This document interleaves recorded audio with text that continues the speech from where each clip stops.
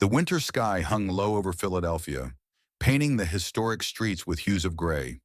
A fine drizzle fell steadily, creating small ripples and puddles scattered across the cobblestones. The city, bustling even on dreary days, seemed subdued by the chill in the air. At the corner of a quiet street stood a small cafe, its warm, golden light spilling onto the damp sidewalk through large glass windows. Inside the cafe, the atmosphere was a comforting contrast to the cold outside. The scent of freshly brewed coffee mingled with the faint aroma of baked pastries. Patrons sat scattered at wooden tables, some engrossed in books, others tapping on laptops, while a few simply sipped their drinks, staring out at the rain. In the far corner, a young man sat alone, his tall frame slightly hunched over a book. Dressed in a plain gray hoodie and dark jeans, he might have seemed unremarkable at first glance, but there was an air of quiet confidence about him that subtly drew attention. His name was Barron Trump, the youngest son of former President Donald Trump. Despite his family's fame, Barron often sought moments of solitude, away from the public eye. Today was one such day. As Barron turned a page in his book, the peaceful hum of the cafe was interrupted by the sudden clatter of the door swinging open. A man stumbled inside, drenched from head to toe. His thin, worn jacket offered little protection from the rain, and his soaked shoes squelched against the wooden floor with every step. The man, his face lined with exhaustion and bitterness, paused as his eyes scanned the room. When his gaze landed on Barron, something seemed to snap within him. His expression twisted with anger, and without hesitation, he pointed a trembling finger at the young man. "You!" he shouted, his voice sharp and filled with accusation. The cafe fell silent. Conversation ceased, and all eyes turned toward the drenched stranger. Barron looked up from his book, his calm blue eyes meeting the man's furious glare. "You don't know anything about life," the man continued, his voice rising. "You've never had to struggle. People like you. You don't understand what it's like to lose everything." Barron closed his book gently, placing it on the table. He leaned back in his chair, his expression unchanging. "Do I know you?" he asked, his voice steady but curious. The question only seemed to inflame the man further. "No, you don't know me," he spat. "And why would you? People like you don't care about people like me. You live in a different world, where everything is handed to you on a silver platter." The tension in the room was palpable. The barista behind the counter exchanged nervous glances with a waiter, unsure whether to intervene. Barron, however, showed no sign of agitation. Instead, he gestured calmly to the empty chair across from him. "Please sit down," he said. "If you're willing, I'd like to hear your story." The man hesitated, caught off guard by the unexpected invitation. "Hear my story?" he repeated, his voice tinged with disbelief. "Why would you care?" "Because," Barron said simply, "everyone deserves to be heard."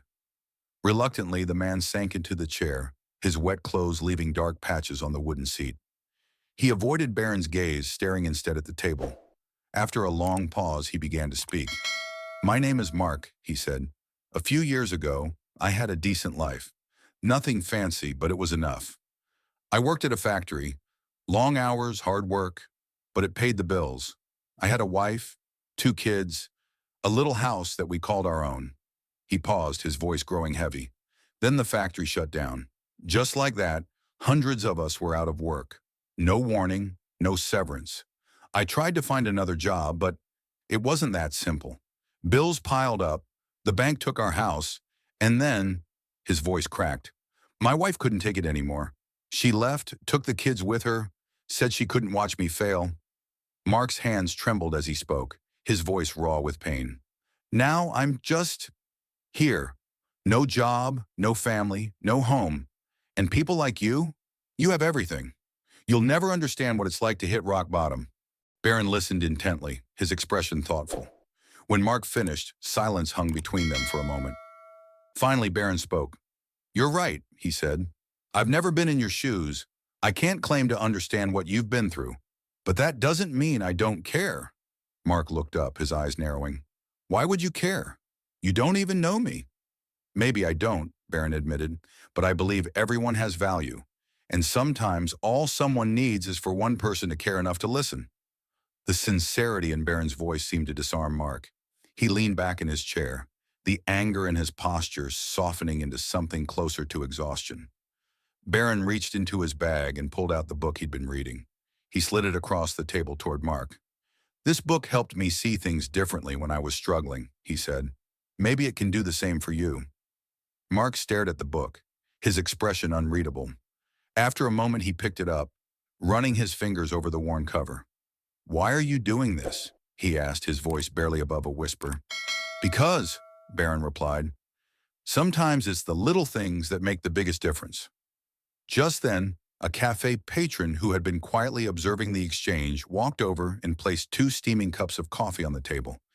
"This one's on me," she said with a kind smile. Mark blinked, his eyes glistening. "I don't know what to say," he murmured. "You don't have to say anything," Barron said. "Just don't give up." As Mark left the cafe that day, the rain had stopped, and a faint ray of sunlight broke through the clouds. His steps were still heavy, but his heart felt a little lighter. In his hands, he clutched the book Barron had given him, a small token of hope in a world that had seemed so dark. Barron watched him go, a small smile playing on his lips. He didn't know if their encounter would change Mark's life, but he believed in the power of small acts of kindness. Sometimes they were enough to spark something greater. And in that quiet corner of Philadelphia, amidst the hum of a busy cafe, a simple moment of compassion reminded everyone present of the profound impact one person can have on another.